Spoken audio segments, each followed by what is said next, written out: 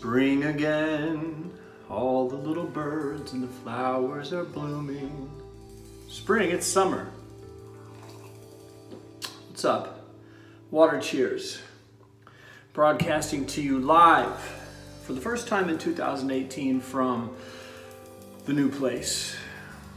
Where last we left off, I was living at Sunset and Vine in the middle of chaos, homelessness, zombie worlds, partying, car crashes, helicopters, gunfights, stabbings. I'm not exaggerating.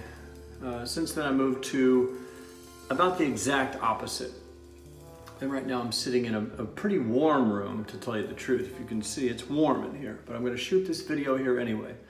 Because I've been meaning to do this for a few days, and at this point you just have to sit down and do it. So I'm coming at you live from the woods. I live now in what my friends call a magical forest, because when they come over, it's like, holy shit, this is totally different. So I've been having a great year. I hope you have too. It's what, June 10th? 4:15 in the evening. And I mean, year's halfway over. It's crazy how fast it's gone. But I can say I've done a few things right this year in 2018, and moving the hell out of Hollywood is one of them.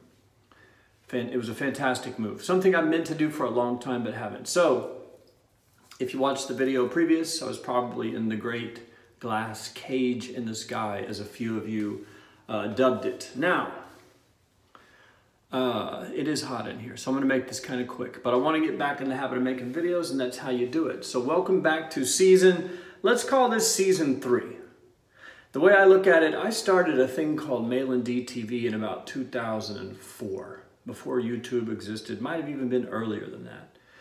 And then I relaunched the channel when I started to blog a lot and people started reading the blog, and I had that maybe 2 years or maybe 2 years that I was vlogging and talking to you guys on the camera.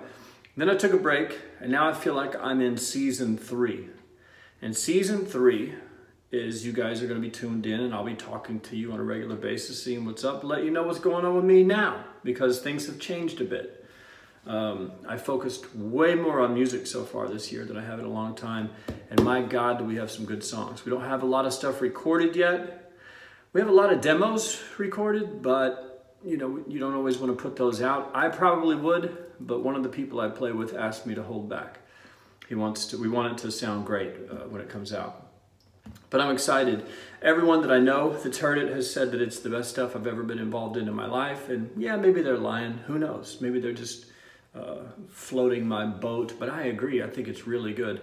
And it's really unique because it's been such a long break that I've been on from music that when I came back and started singing again, I almost forgot what I used to sound like.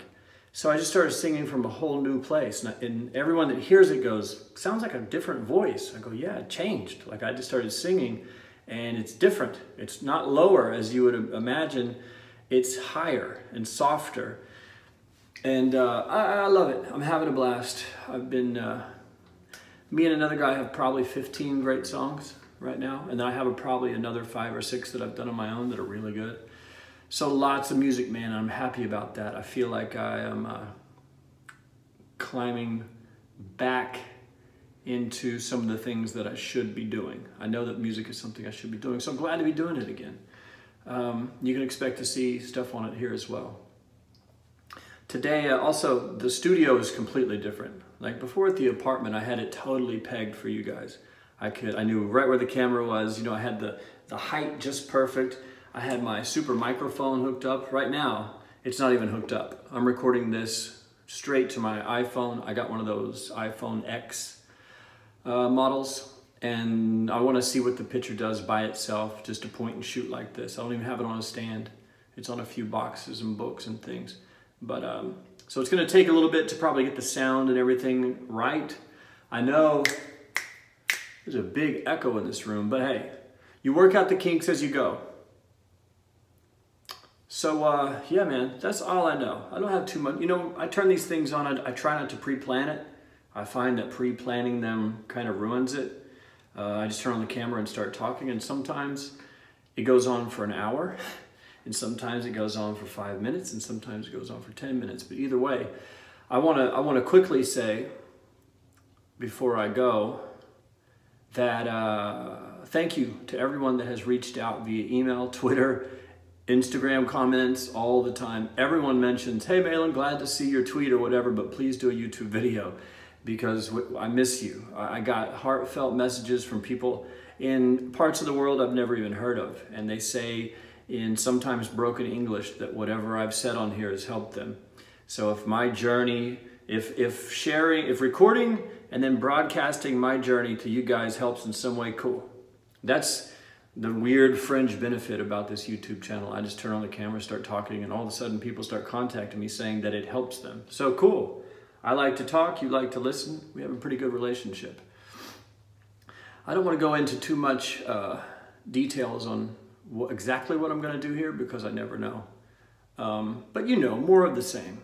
I don't want to make some of the same mistakes I made in the past as far as following other people, trying to copy other people. I just want to do my own thing. And what's cool is once I started doing my own thing, which is just turning on the camera and talking, the YouTube channel like doubled in audience size. The minute I quit trying to be Casey Neistat or do like home tours and these vlogs where I'm going around town on a bicycle, I was watching No Jumper and they cruise around on bikes. And so I was like, oh, I'll do that. You know, after a lot of experimenting, I found my jam. Right now my jam is turning on the camera, coughing, and sharing some thoughts with you guys as we all go along this crazy journey called life. And it's a journey that keeps moving faster and faster. My grandfather told me when I was a little kid, he said, time will move faster as you get older. We used to go spend summers at his house in Malan. We had 5 kids. We had 3 older boys that were old enough to spend the night. And so they would take us in 2-week shifts. My older brother would go first for 2 weeks. Then I would go for 2 weeks. Then my little brother would go for 2 weeks. And during one of those summer adventures with Grandpa, he mentioned to me, he said, Malan, I want you to think about, this is my dad's dad, Grandpa Alfred Darras in Allen, Oklahoma. He said, son, you should really look around and enjoy these summers because as you get older, time's going to start going faster. He said that, you know, a decade will go by like a year, and the years will go by like months, and the months like weeks, and the weeks like days, and the days like seconds, or hours, and the hours like seconds. And at the time, you know, I'm 8 years old. I'm like, oh, Grandpa, you're so weird. You know, can we please eat cookies or whatever? But as I've gotten older and grown through life, I see it happening, and I feel it. It's like time flies by. 2018 seems like it just started and it's already June. That's crazy. So shout out to Grandpa Darras. If you have a grandparent or a great-grandparent or really anyone who's got some life experience over you, you should listen to them when they talk. That's a big mistake we make when we're young. You look at older people as being like they were just born old people, or your mom was born a parent. But it kind of sinks in later. I thought that way. When adults tried to tell me things when I was a kid, it just went in one ear and out the other. Like, how would this person know what I'm going through as an 11-year-old? This person, he's always been 50, 30, whatever. But no, they've been through it.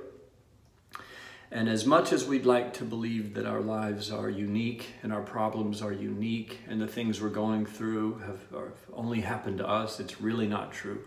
That's another thing you learn as you get a little bit older. You start to see that the problems you had,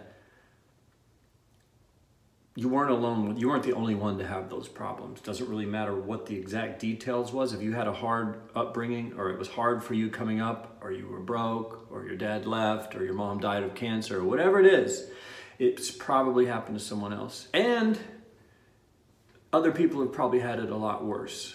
So, you know, every time I read one of these stories about someone being locked in a basement for 12 years and, you know, all this crazy stuff, I just go, oh, thank God. My parents were wonderful. You know, we didn't have much, but we had fun and there was love. There were problems and fights and arguments and drinking and all that stuff. But at the end of the day, they didn't lock us in a closet and, you know, make us go to the bathroom in there for 12 years or anything. So, hey, there's always something to be thankful for. And right now I'm thankful for you for tuning in. Thankful for you guys for being with me over the last several years. We're almost Where I left off, we're about 9,500 subscribers, and so we're on the path, we're on the warpath to 10,000. So tell your friends, call the police, start a fire, blow up your refrigerator, send out some text messages, put up some tweets, share some Instagram videos, and let them know. We're trying to get to 10K. And then when we get to 10K, we're gonna go for 1 billion K, right? Okay, that's it. Everybody have a great day. Thanks for tuning in. Good to see you again. Drop a comment if you feel like it. Like the thing, subscribe to the other thing, all of that stuff. Fun links in the description, so be sure to check that out. And as always, that's it. Thank you for tuning in, and I will see you in the future.